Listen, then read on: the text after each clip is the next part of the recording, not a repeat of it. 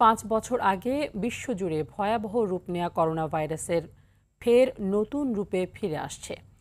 দক্ষিণ এশিয়ার বিভিন্ন দেশে করোনা সংক্রমণ বাড়তে থাকায় বাংলাদেশে বাড়তি সতর্কতা জোরদার করা হয়েছে। সবাইকে স্বাস্থ্যবিধি মেনে চলতে পরামর্শ দিয়েছে সরকার। করোনায় আক্রান্তের সংখ্যা বাড়ার ফলে জনমনে উদ্বেগ বাড়ছে। নতুন ধরনের সংক্রমণ বাড়তে থাকায় পার্শ্ববর্তী ভারত সহ কয়েকটি দেশে জরুরি প্রয়োজন ছাড়া ভ্রমণ না করার পরামর্শ দিয়েছে স্বাস্থ্য অধিদপ্তর।